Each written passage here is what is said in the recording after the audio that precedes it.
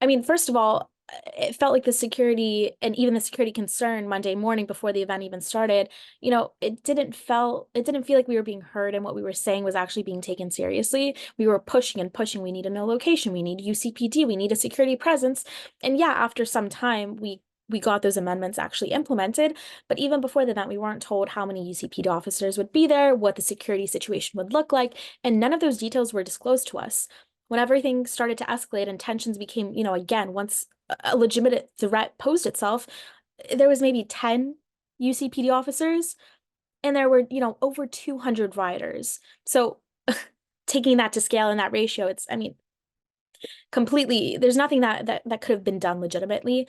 And, our event was moved. And, what people actually don't understand, this group thought that they closed down our event, they shut it down, but actually we had a successful event. It just had to continue at UC Berkeley Chabad, which, huge thank you to them for allowing this event to continue, but it didn't continue on main campus as we had originally planned.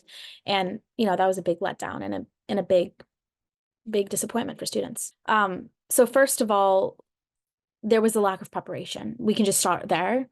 10 UCPD officers for a crowd of, over 200 is unacceptable. And we told our concerns to the university, like, listen, they're calling for an all hands on deck. They're calling for a campus-wide shutdown. This is serious.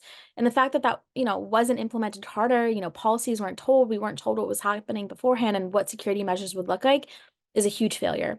Second of all, the statement that went out by the chancellor, another huge failure. The initial statement that she said, it did not mention anti-Semitism.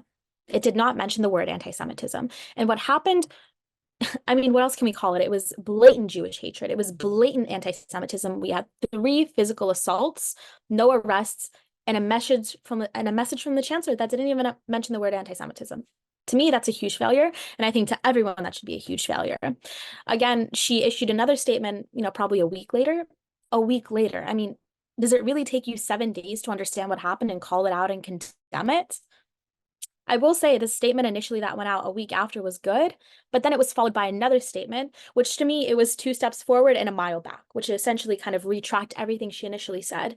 And to answer your point, I don't think enough is being done, and I don't think Jewish student safety is a priority at UC Berkeley. So I don't want to comment on what the school is going to do, but I do think that they need to see a consequence for their actions, whether that's probation, whether that's not being RSO, something needs to happen. And the adequate response needs to come immediately, and it needs to come, with a firm foot down from the school, and the sooner the better.